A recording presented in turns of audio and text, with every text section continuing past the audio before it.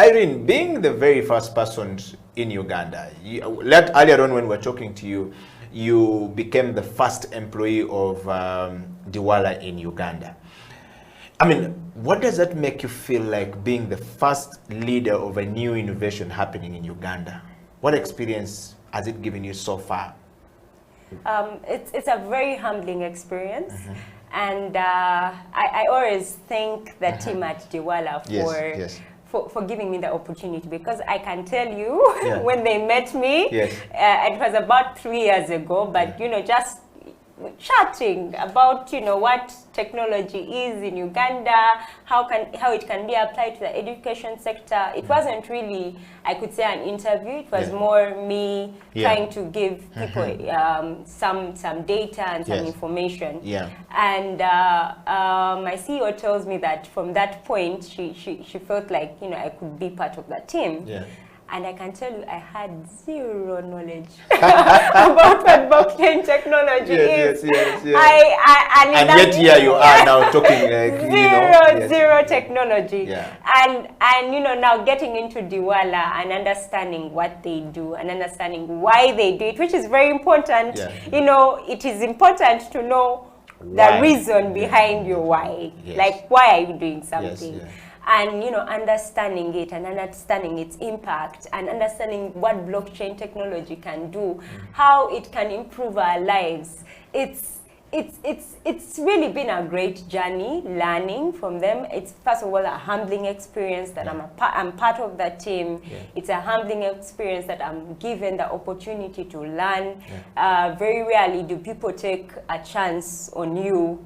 And yes, I have skills, but I believe I'm continuously growing.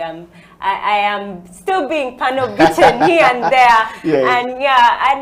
And it's humbling, and I'm excited to be part of that team. I'm excited to introduce the technology to all the people I know, my networks. And all I can say is that a lot is coming.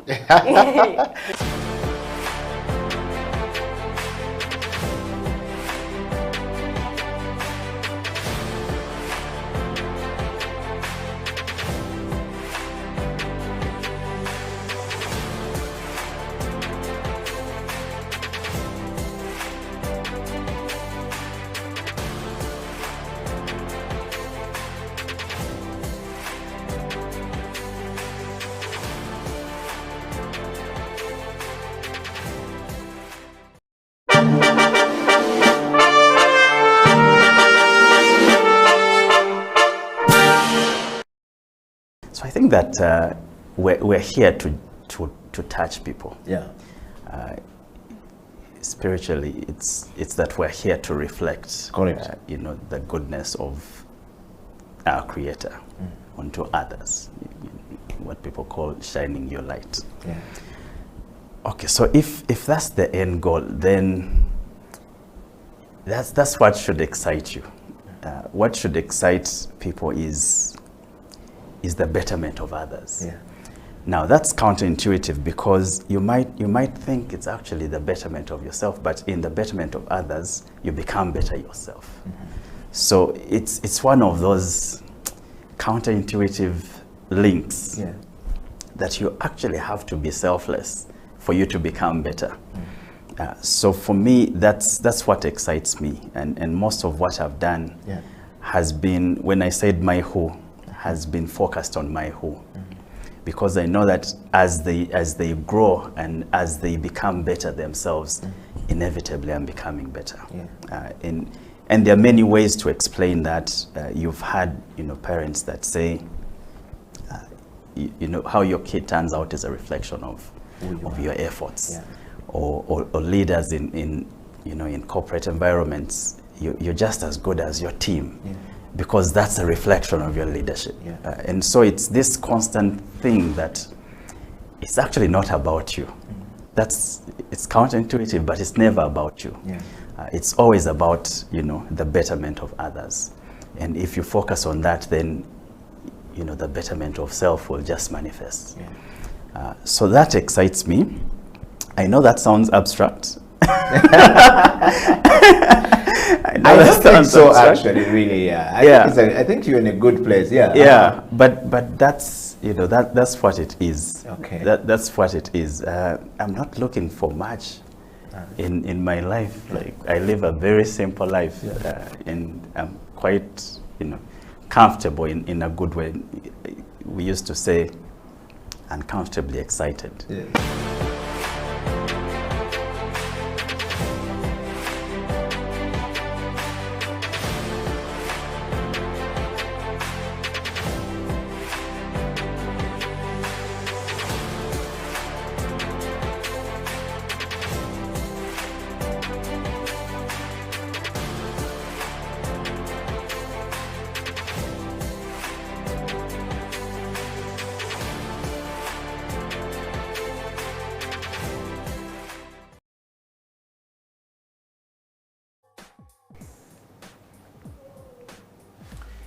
It is a CEO Bench. My name is Okila. On this particular day of the week or the month or the year, depending on which part of the world you're actually watching this program from.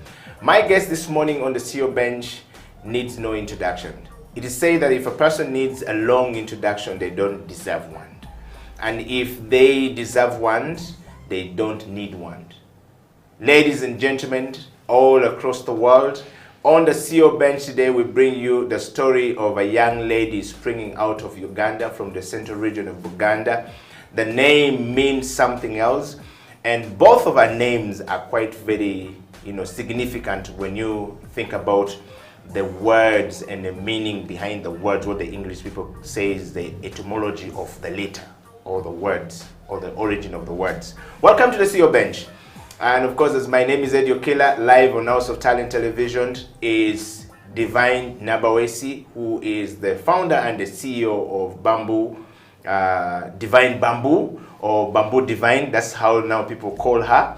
Divine, welcome to the program. Thank you so much, Eddie. First of all, how are you and how have you been? I'm doing fantastic. Thank you so much for having me here.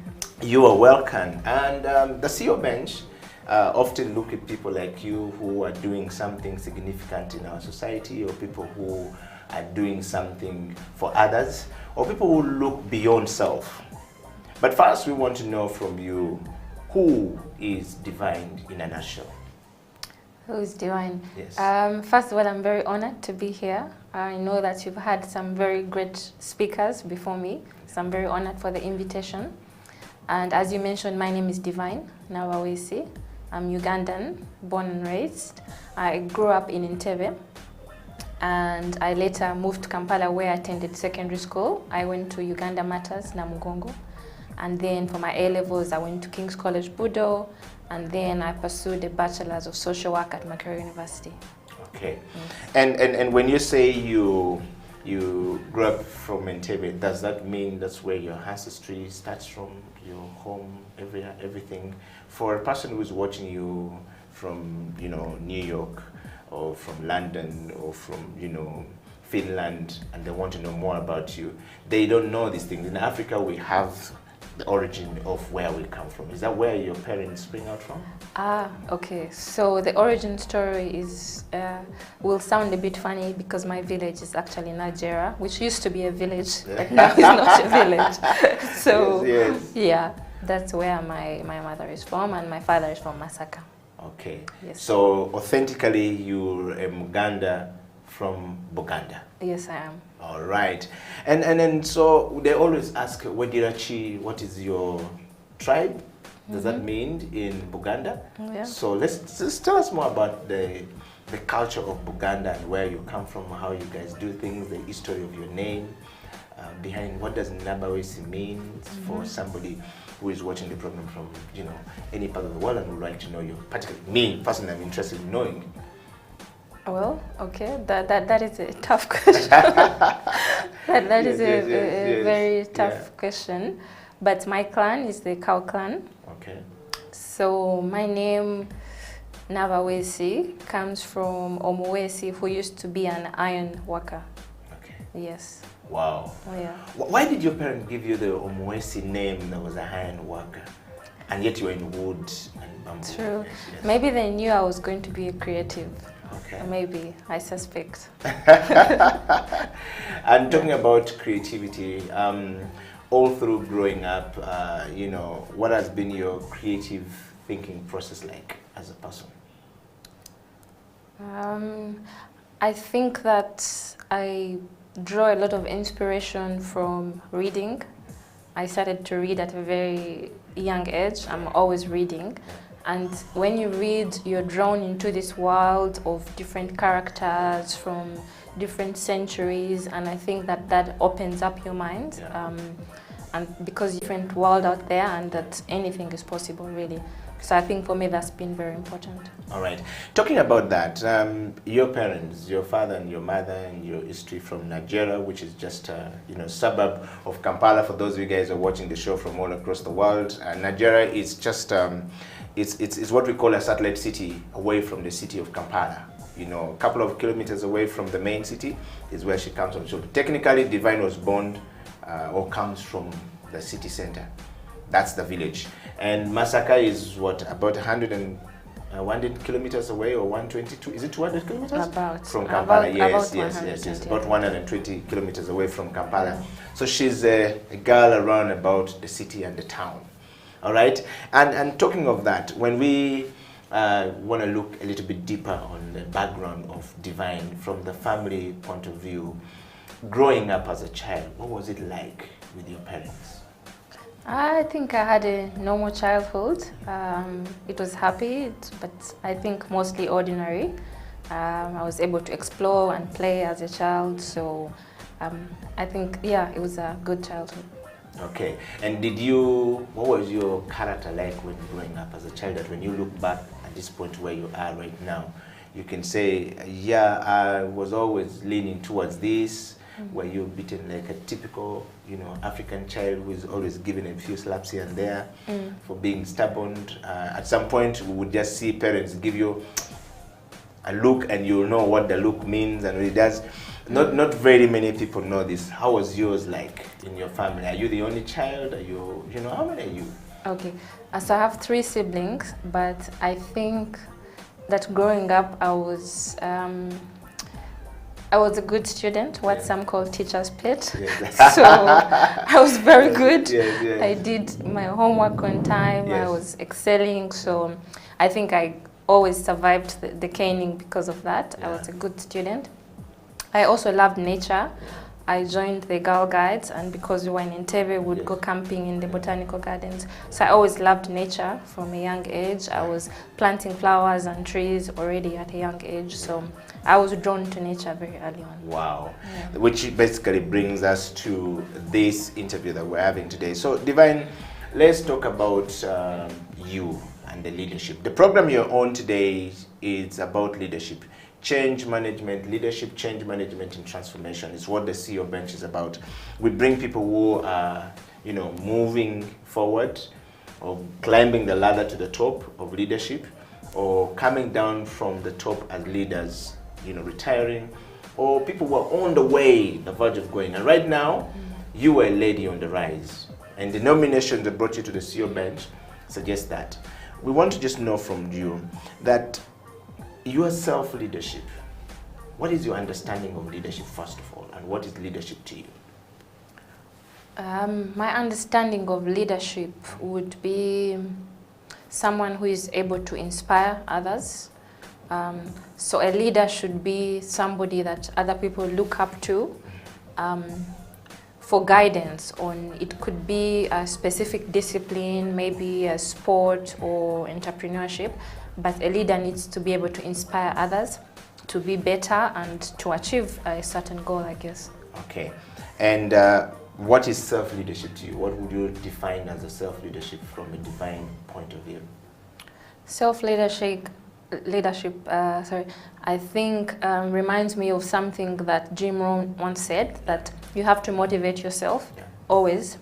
If you wait for other people to motivate you, it's like waiting at a train station where no trains come, so you'll be waiting forever. So you basically have to motivate yourself. That's the only way to be a leader, I think. Okay. There are 5 different types of leadership, Divine, that exist. There's what we call a transformership leader, or transformative leadership approach. There is what we called a laissez-faire leadership approach and style, and there's what we call a democratic leadership style or approach, and there's what we call transactional leadership approach to things. And then the fifth one is what we call charismatic. Which of these do you practice and why? Interesting, because I feel like there's maybe one missing. Yes. And I would call it collaborative leadership. Yeah. Yes, because I don't think that in any organization or country or any setting that just one person has all the answers. Yeah. So I believe that it's always a team effort, whether it's a family or in a company. Yeah. So I think my style of leadership is collaborative. Okay. Yes. All right. And that said, Divine, just as we take a break from this, we want to take a break, but when we come back, we want to focus a little bit more about knowing you and, you know, why you do what you do.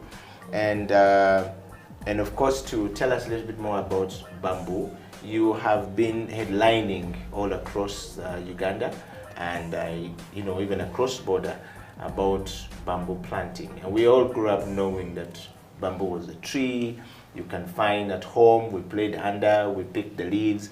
It was used for buildings, it was used for building shades, houses in Africa. And at some point it died. It started dying away. It wasn't now the main thing like eucalyptus used to be, the bamboo used to be. Mm. But you are in this space back. Why bamboo, by the way? Why bamboo? Yes. Why not bamboo? Should I answer now or after the break? Yeah, sure. No, answer that one. Why bamboo? Bamboo is a miracle plant. It's a magical plant. I first fell in love with bamboo, first of all, because it's a beautiful plant. Yeah. Have you been in a bamboo forest? Yes. Where? Not really a forest per se. I would call it a bamboo plant. Yeah. Yes, just a smaller place which is not really a forest.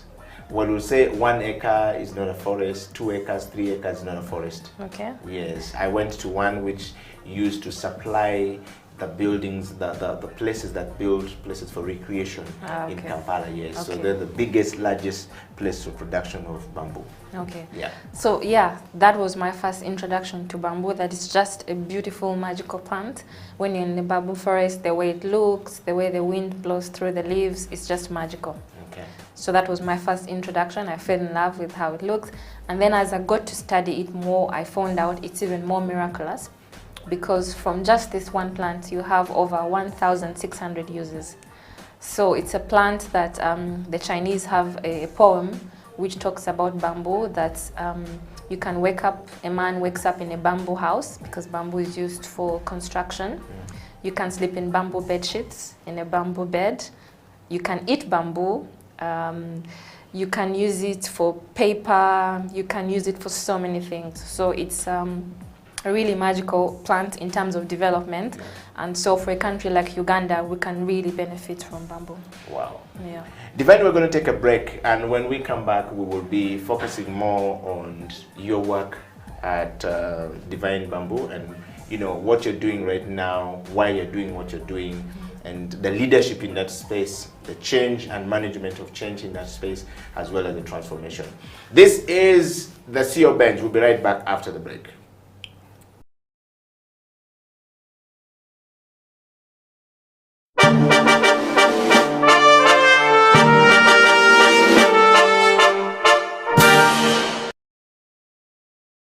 By the way, when you won in Tanzania, you know, that was your biggest cup, Sekafa. What was the party like? Did your chairman walk on his head? What was going on? The chairman was very excited. I had not heard. What happened in the board? We want to know. First of all, some of the board members flew in to watch the game. Okay. The chairman could not fly in because of the schedule, but I was on call from the semi-final stage. He would call me all the time. Do you need anything? We're happy. He was very excited. I had never had a chairman CEO conversation this long with him. It was the first time. Yes. And everybody that is connected to Express was really, really happy. I mean, we beat Yanga in the semi-final. Then we beat Nyasabules from Malawi, the champions of Malawi. And everybody was really, really excited. My family was very excited. My family is always complaining that I don't talk about them. My family was very happy. They were excited. I'm sure most of them are watching this show right now. The families of my staff, this for me is very exciting. The families of my staff are always following Express because their children are working for Express. Wow. And many other people. It was winning the Sekafa. Yes. Kind of cemented the kind of transformation Express has had in the recent times. And we have a Sekafa. Every time I look at that trophy, I keep telling my people, well done. Yes. And I'm sure the chairman, wherever he is, I'm sure he's busy, but he will watch this show. I'm sure he's happy that we have the Sekafa in our bag. We have the Premier League in our bag. Yeah. In his third year, by the way. This is his last year, but I know he's around, but he had a plan from 20. He's very happy. For the first time, and we believe it's not the last time. Okay. Yeah.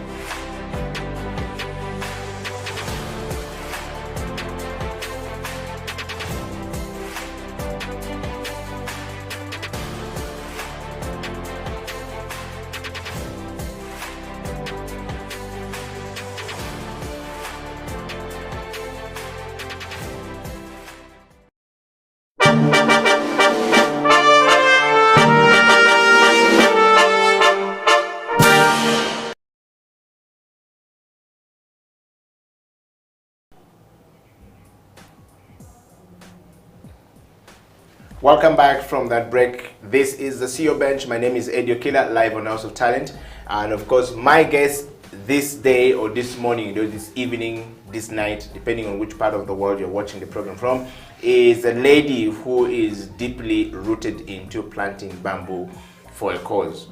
Divine Nabaweesi is the founder and the CEO of Divine Bamboo, a limited company, but for a cause. If I get it right. Divine, welcome back to the program. Divine, we're talking about bamboo and your life at bamboo and the things and why bamboo and why you picked bamboo. I want to take you straight to this question that I usually ask.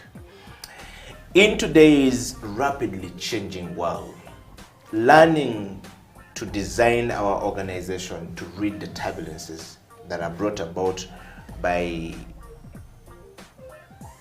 the advent of COVID-19, for example, creatively is quite critical to our existence going forward.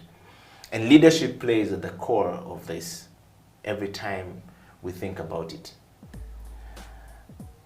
You are thinking creatively in the space of I need to plant bamboo. We're talking about climate change at the moment. And it's a turbulence that is coming with it, forcing us to do many things that are not right. I want to take you back to that point. Why did you pick yourself and give yourself, and rather gave yourself the meaning and appointed yourself to start doing bamboo of all the things that you've talked about? Why? Why? That's a very interesting question, Eddie, but I actually think it's the other way around. Yes. I don't think I chose bamboo. I think bamboo chose me. I think but to start engaging with the bamboo industry. Okay.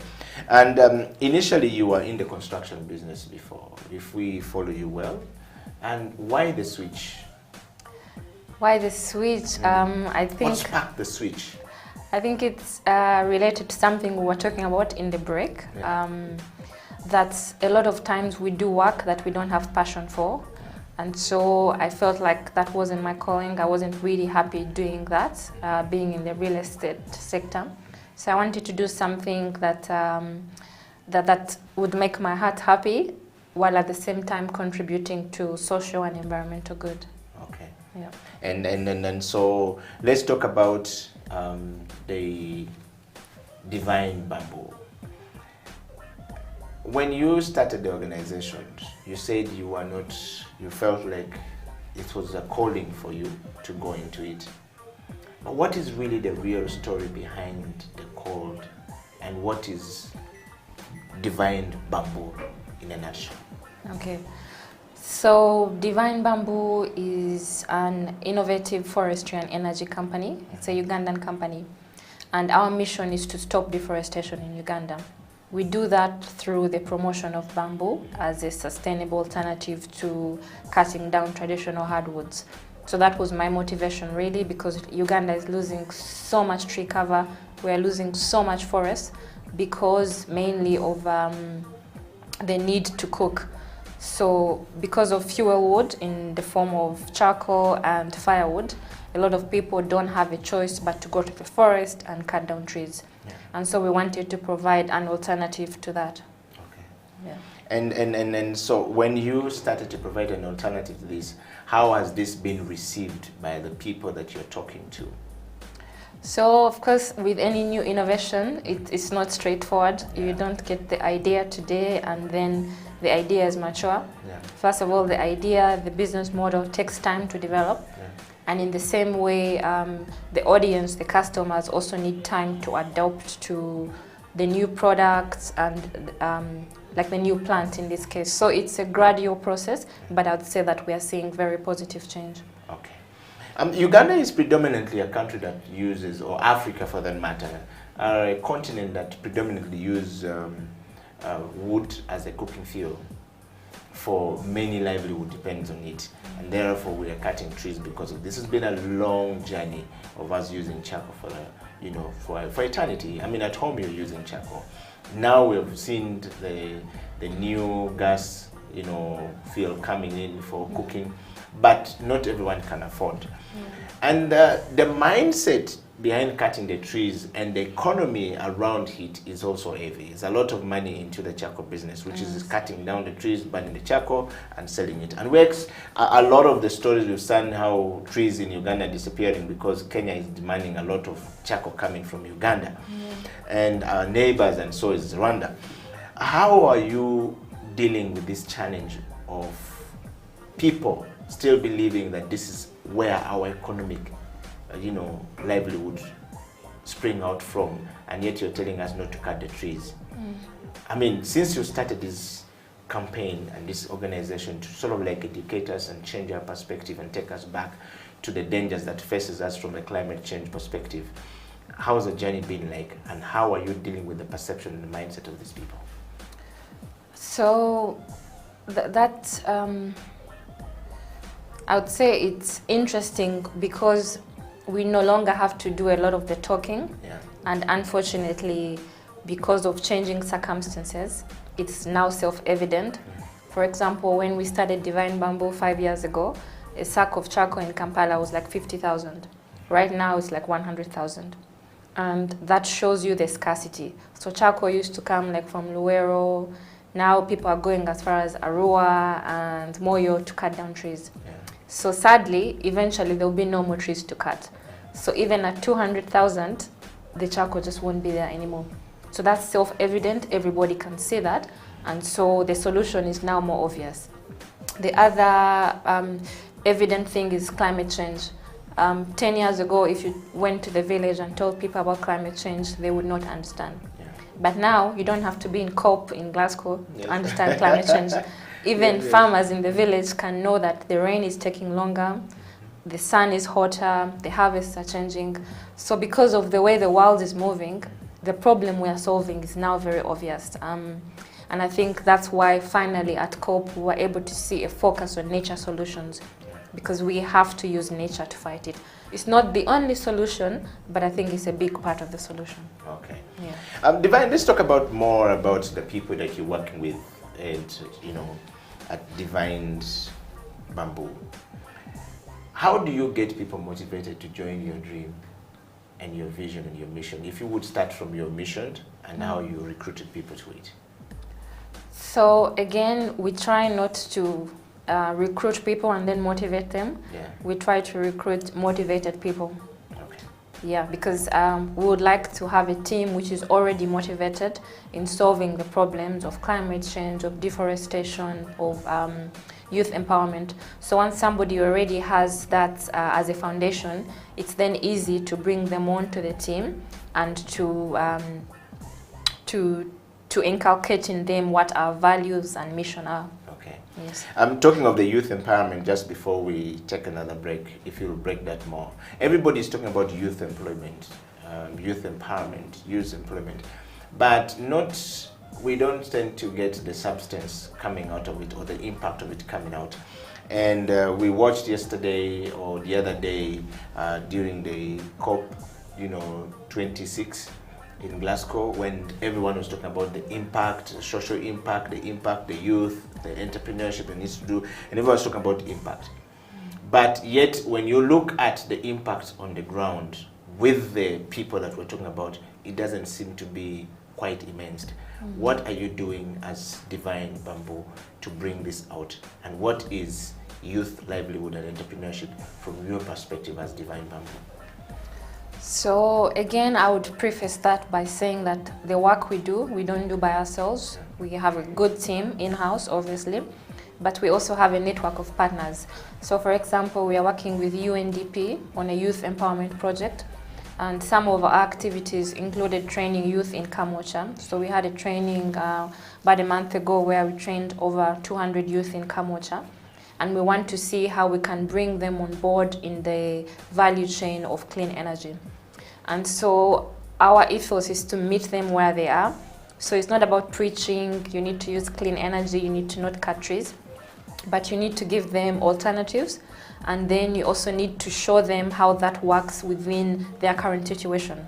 So for example, if we go to somebody making Rolex or making barbecue, we can show them how if they use our bamboo briquettes, they are cleaner, so there's less smoke and soot, so means better health for them, but also they cook longer, so in the end they're able to have a saving.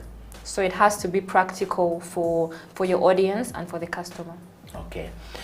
Divine, talking about that, obviously Africa struggles quite a bit, and Uganda is no different from leadership. Mentorship, management, and leadership is not quite easy. And the young people of today are not finding it easier compared to the baby boomers, and then what I would say, our fathers. They had a certain level of mentorship. The ones that came after that stopped the process. The ones that are supposed to be mentoring, those we're calling millennial today, or Gen Z, are not even trying it. What are you doing with Divine Bamboo from the leadership perspective to get this youth that you're training in any of these areas to actually know that leadership is a very key component of them, succeeding in life? I actually have a different take on that. Yeah. I feel that today, more than any other time in human history, there are more opportunities than have ever been there. There's so much information in books, on the internet, and so I actually feel that young people today have more resources than ever before. You can go on Twitter and learn from the best minds possible without paying anything, both globally and even locally here. Like for example, what Robert Kabushenga is doing with his 360 Mentor. He's having incredible people there. You can access it for free. So I think that the opportunities today are greater than ever.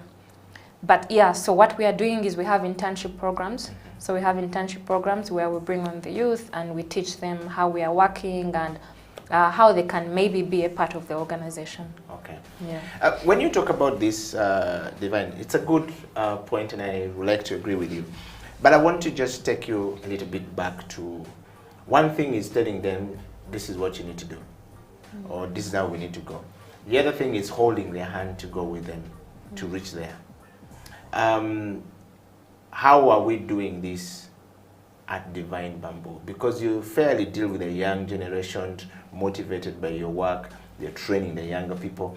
What is their response toward your call, and how are you dealing with it, holding the hand to move them forward? The response is very good. We have a lot of engagement on our social media channels, but I think the biggest one, like I mentioned, is the internship program, where they actually come and join the company, and for a few months, maybe 3 or 4 months, they get to work with us. And through that program, we've actually got, I think right now, like 4 current employees who came through that program. So I think that would be our biggest engagement on top of the outreach that we do, like in Kamocha, where we had the training to show them how to use briquettes in their existing businesses. Wow. We're talking to Divine Nabaweesi, who is the founder and the CEO of Divine Bamboo, an organization that has focused itself in planting bamboo and making sure that we actually have clean energy coming up from that space. If you have a question, we would like you to post it out there and Divine will be able to answer it. Kisses and disses are welcome. We don't take things personal. Divine is here to, answer your question. We're going to take a break, and when we come back, the CEO bench will continue on change management and how bamboo is causing transformation in our society.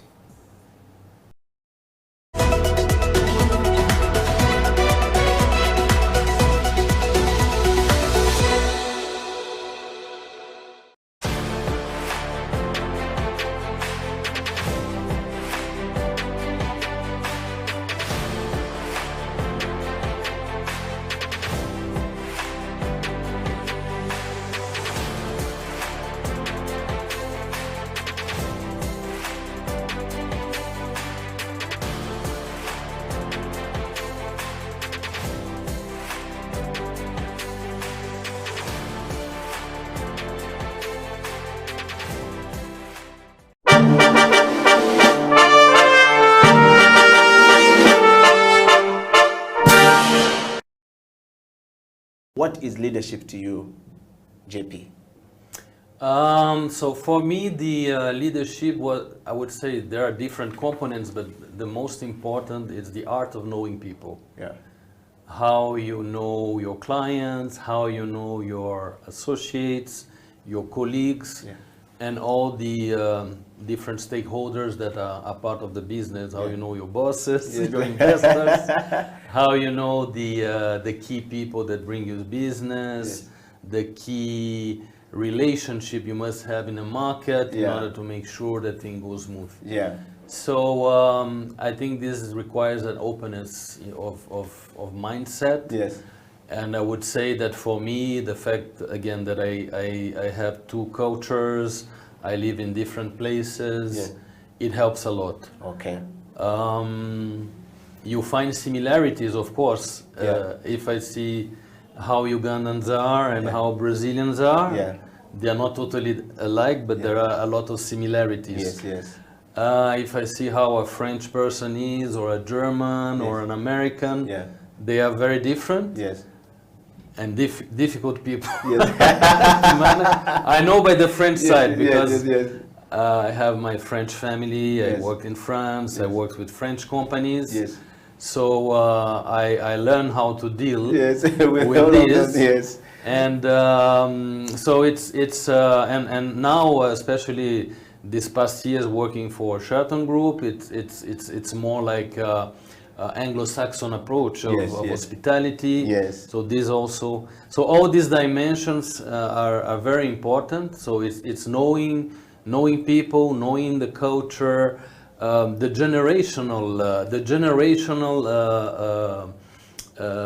different generations you deal with. It's a very important. Yeah. It became more and more because the gap between generations have changed. Yeah. I would say, or I mean. People that analyze the market trends, how things go. Before, a generation gap would be 10 years. Yes. Now it's shorter. Yeah.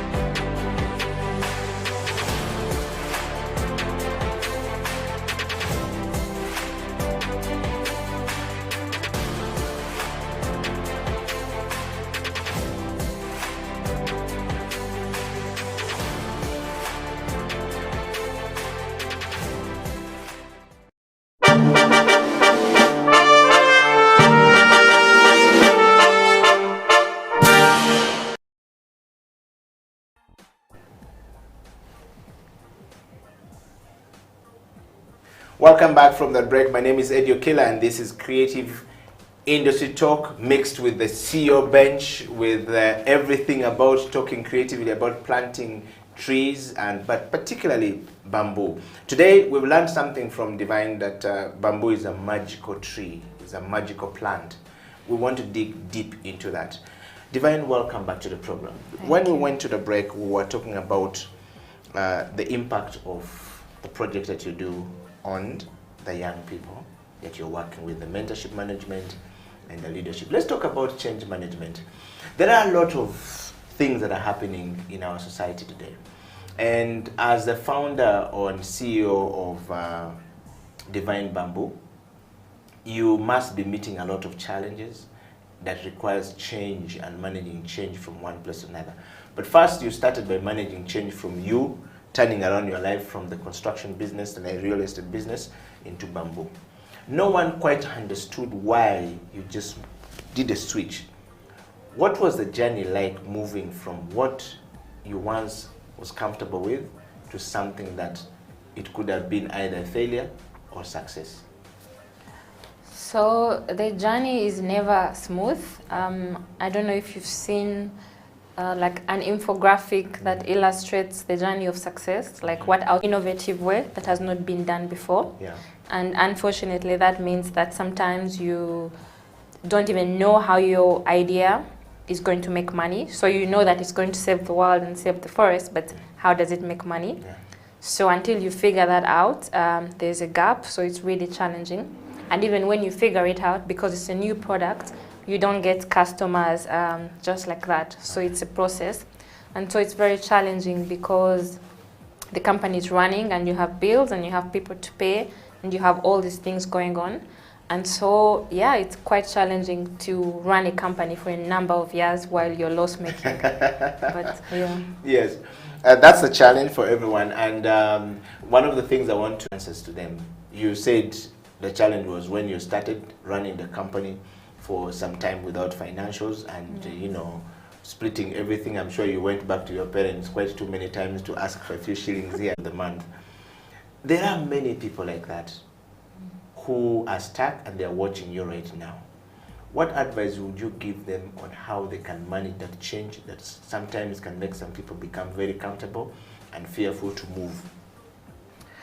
So one of the best pieces of advice I've ever had was like, when things are tough, especially in business, instead of giving up, just keep doing what you're doing, and by this time next year, be here doing the same thing. So you need to have a laser sharp focus. Yes. You need to tune out all the noise and just keep doing what you're doing, because eventually your work will speak for itself. Eventually your customers will find you, your people will find you.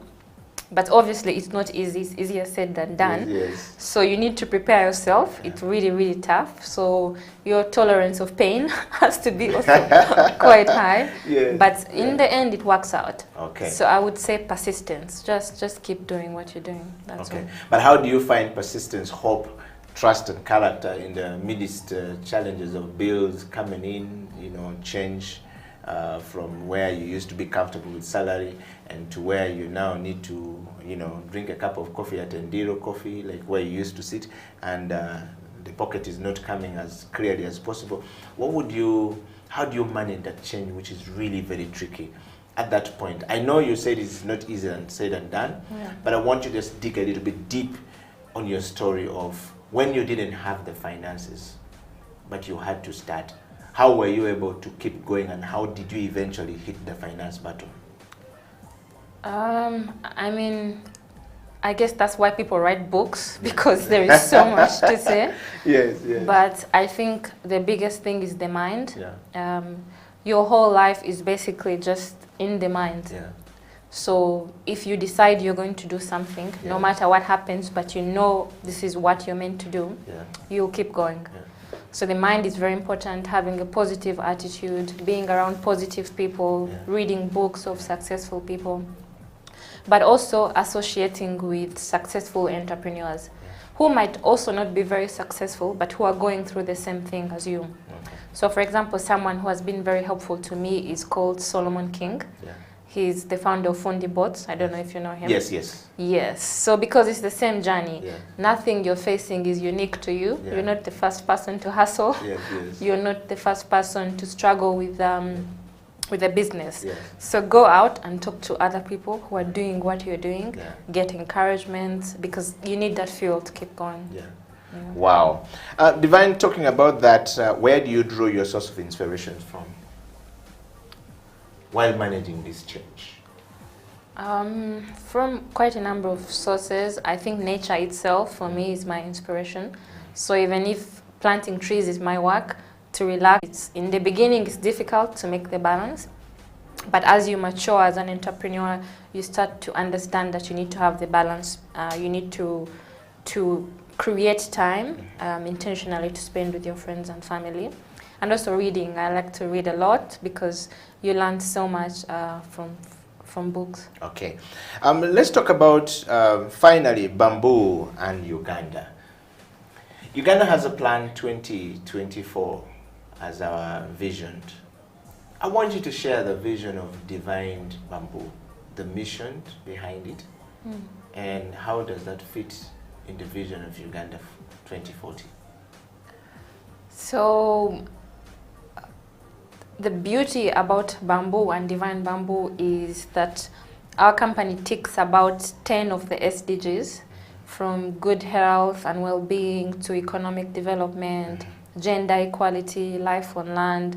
And so we find that we have a very good fit with the government and government programs. In fact, we were part of the Ministry of Water and Energy, the Ministry for Youth and Gender, because we believe that our programs can really help with rural development. We're increasing farmers' incomes through programs like agroforestry and through programs like Mandela's Energy as well, where we work with the farmers and then the waste can be used to produce energy.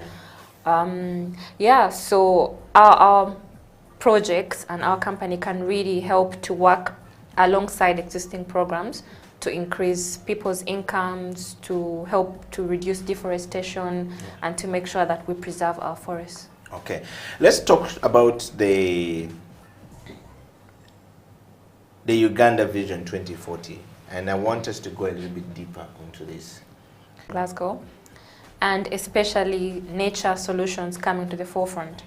So prior to this, I feel like nature solutions were a bit underfunded and underrepresented, but finally nature got to be center stage, and now everybody is waking up, from government to billionaires like Bezos and the Gates. Everybody is now waking up to the importance of nature.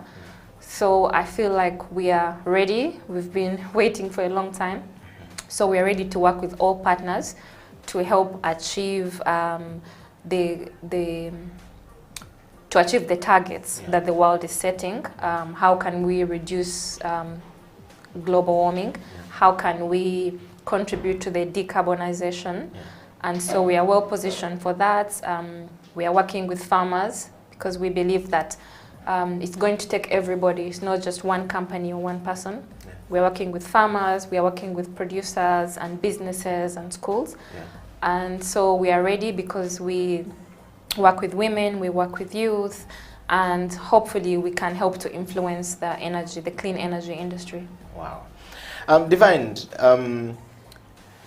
from the French angle, a couple of years ago you first appeared in France, the Campus France program that you went for. Let's talk about it. Was that your first time in France, and how did you get there? Yes, that was my first time in France. So I attended a program at Alliance Française, and I was the best in, I think it was Delft 2, which is a level of French, of the French language. So then as a reward, I was given a trip to Paris and the south of France to go and learn more about bamboo actors in France, but also just to experience French culture. Okay. Yeah. And while in France for that program, or on that exchange program, what did you learn from there? What were the learnings that when you came back to Uganda, you have been applying, from the art and culture perspective to the environment perspective to the people perspective? What did you learn from there that you're implementing here that you can talk about now? I think probably one of the biggest learnings was the fact that great things take time. So obviously things like the Louvre or the Eiffel Tower and all those amazing gardens that are created there, they don't happen overnight. So you need to dedicate the time and the resources to know that it's going to take a long time if you want to make something that will last forever. And also quality, like you have to really be consistent on quality. Yeah. And on that note, as we go towards the end of our interview today, I want to take you, recently you appeared in France for the New Africa France Summit 2021. And in Montefiore, as we call it, on Montefiore, I mean, the people who came back from France were trying to pronounce this is Montfilia, Montefiore, Montpellier. So all of this is, but you were there. What was the learning that you picked from there? What is your understanding of the new Africa-France relationship? Okay. So first of all, it was a great honor to be among the few Ugandans chosen to go and represent Africa in Paris and Montpellier. So for that, I'd like to thank the French Embassy and Ambassador Jules, and of course President Macron. So it was a very exciting time to be there, because I think that the world is shifting and things are changing. And so it's very progressive of President Macron to have this summit where in his speech he said all the presidents were calling him, like, why didn't he invite them? And he said he didn't want to talk to presidents this time. He wanted to listen to young people, the people of Africa. And he had some very tough conversations actually with some youth from Africa. So I feel like it was a chance to be open, a chance to have a new relationship, and to forget, can I say, old mistakes and old wounds, but move forward together. So it was really exciting to be there. Okay. And Divine, from a Divine Bamboo perspective, what did you learn from there? What kind of collaboration did you pick from there? What sense did you pick from there that you think that you are using right now or you will be using going forward? So the sense I picked from there was the energy of young Africans, Africans from Kenya, from Chad, from Burundi, from really all over Africa. There's a lot of energy, a lot of good things happening in all industries, from renewable energy to beauty and mobility. There's a lot of intelligence. So Africa as a continent has a lot of potential, and so that was really invigorating. But also within the Ugandan delegation that went there, we were able to really network within the delegation and to form some very good synergies, and I'm happy that some of those are already moving forward. Okay, and let's talk about the transformation of your business from that perspective. When we were into following what was happening in France, we would see a lot of France talking about we need to transform Africa, we need to work with Africa, transform Africa, we want to focus on the collaboration. Collaborations means equality, it means fairness, it means forward thinking, it means many things from their perspective. And you guys were in the audience. What transformational approach or information did you pick from there that you are going to apply back home here from your perspective as Divine Nabaweesi, as the founder and the CEO of Divine Bamboo? One of the biggest things that I picked was a willingness to collaborate on both sides. The French companies, the French government is ready to collaborate. The Africans are ready, they have great solutions, they're very intelligent and energetic. So I think now is the perfect time for synergies. And so you could be a local company in Uganda, but with all the technology and opportunities, there is so much potential for collaboration. So you could be a local company, but with global clientele. And so that should be our mindset, that just because you're in Kampala doesn't mean you can't have clients in Paris or London or whatever. Okay. That said, by the way, Divine, our biggest problem has always been one language. We speak one language. And so we can't do business with people who live in Mali because they are francophone, based countries, and we're anglophone this side. So we've not been able to do business together because we're sort of like a language barrier in between us.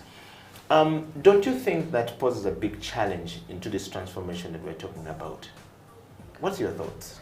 Maybe, but with every challenge, there's always an opportunity and a solution. So, as you know, there's opportunities here in Uganda to learn French. Yeah.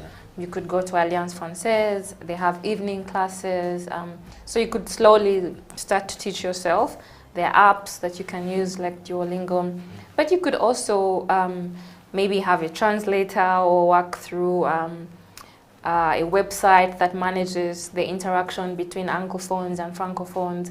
I think there's always a way if where there's a will. Okay. So would you advise now the East African nations who are mostly, Anglophone countries to go and learn French in order for them to interact with some of these opportunities you're saying? Because if you're going to interact with a company that is based in France and is going to provide solutions, you want to have a global, clientele. It requires that you know how to communicate to them. Business is about relationships and communication. I communicate to you in a language manner in which we all can build a synergy, then we can collaborate our ideas and be able to move things from point A to point B. But where I find it, I can't communicate with Divine. Even though I know what to say, I might struggle to say it or struggle to express my emotions to Divine. It's different when somebody's translating it.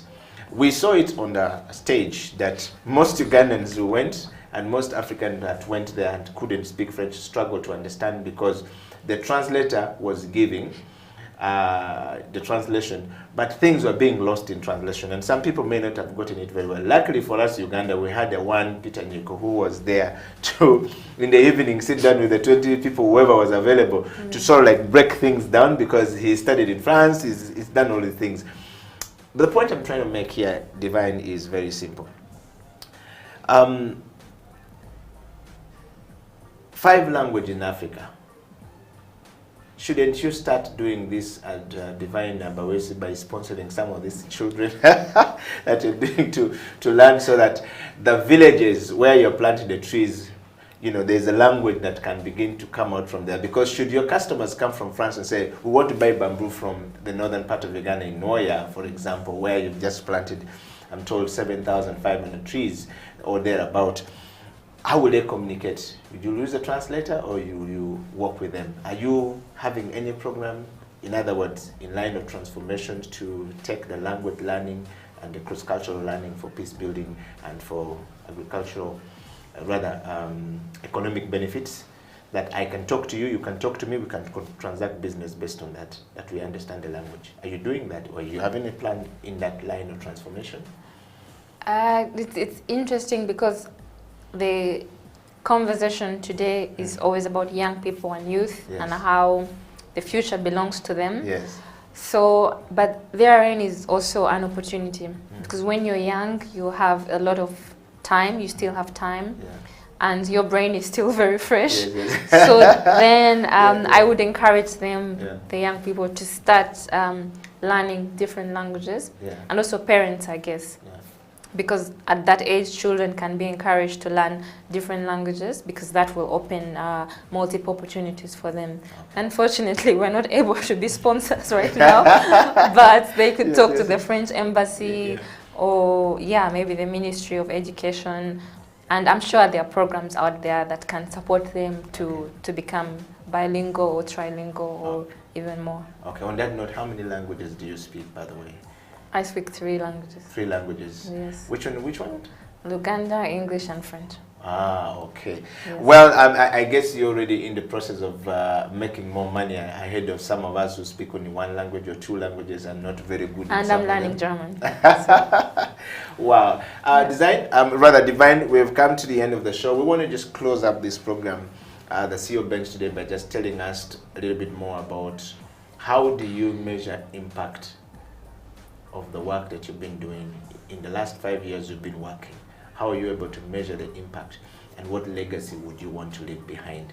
The day you said, I'm done, what will be the legacy of Divine Nabaweesi? Okay. So, I mean, you do your best. You do your best and hope that you're going to have impact in your work. So our impact is measured in avoided deforestation, meaning that for every one seedling we plant, we are saving, for example, an acre of bamboo could potentially save 2 acres of hardwood trees every year. Then a ton of briquettes of bamboo is potentially saving X number of charcoal from being produced. So in terms of avoided deforestation, in terms of avoided emissions, but also in terms of opportunities that we give to women, we hope that our impact will be that women have more time for productive work instead of having to walk kilometers to collect firewood, for example, or the dangers they face while they're going to collect firewood. We hope that that would be the impact. Improved health, instead of cooking from the 3-stone fire that traditionally we in Africa are used to cooking on, that now they can have improved means of cooking. That would be an impact. The youth we are training, the opportunities, the income generation opportunities that we are creating, and also inspiring other young people and other women that you can come up with an idea that you believe in, and if you give it your all and give it time, eventually you will make a difference. Wow. Well, thank you very much, Divine, for coming to the program today. We want to say thank you for accepting our invitation to come and sharing with the ideas. We're definitely going to bring you back to the program, and looking forward to seeing the impact of bamboo in our society in the next couple of years to come. And what would be your one last parting shot to that one human being anywhere in the world, stuck in their job, don't know how to move from one point to the next, and want to move? And what will be that one word you want to leave them with, or 3 things that you want to leave them with, that when they do, they will begin to see different things or experience a different lifestyle going forward in their life? If you look into this camera. Okay, I think 2 things. One is it gets better. It always gets better, so never give up. Like Winston Churchill said, never, never, never, ever give up. And then the second one, which really helps a lot, which really helps me a lot, is remembering that there's enough for us all. So when other people succeed, be happy for them. And so don't fight for resources, don't be greedy, because in the end, there's enough for us all. Wow. Thank you very much, Divine, and thank you very much, everybody, for coming to the program today. We're gonna, sort of like spread love like we always do. We're taught by Pastor Joshua Martin Mugabe of Watoto, says, whenever you do this, you have to spread love. No, you have to spread love. Yes, you have to spread love to everyone that is going. But thank you very much for coming, Divine. We've come to the end of the CEO Bench today. We want to say thank you very much, everybody. Divine will be coming back on the show on the Creative Industry Talk to talk about the creativity of how they're using bamboo to create more jobs, and how that is being used in creating furniture, building houses, using it. She talked about that can be used for bed sheets and beds and stuff like that. We want to know how that process works. She talks about it being used in the value chain of, you grow bamboo, you use it for cooking, you use it for building the house, you use it for putting the shades, but then also you use it for cooking. How is that bamboo being turned around to briquette and to clean fuel to cook food? We want to understand that on the Creative Industry Talk. Until then, we say thank you very much for being part of the show. Divine Nabaweesi signing out.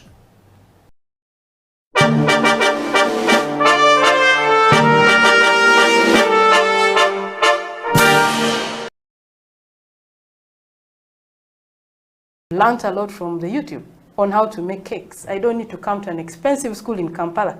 You can use the technology for it. Just get people exposed towards something and they see the good thing about it and they take off. So we can see that with technology, with ICT, women can transform their lives right from the home. You walk to an ICT center that is near you. Yeah. Students, even at home, can walk to the center. If you have a wireless system, hotspots available, like in the market in Gulu, we established the hotspots, and the women during the COVID, you can use it to sell, find market prices. Farmers are using it to find prices of, of their products. Network, the possibilities. You open people to the world and take them away from their small world. Yeah. Open them up. People are doing businesses, electronically. Wow. So that's the beauty of Bosco Uganda. I see so much that can be done. I can see what you're talking about. I can see through it. And I want you to share your questions if you have for Jennifer. But Jennifer, our time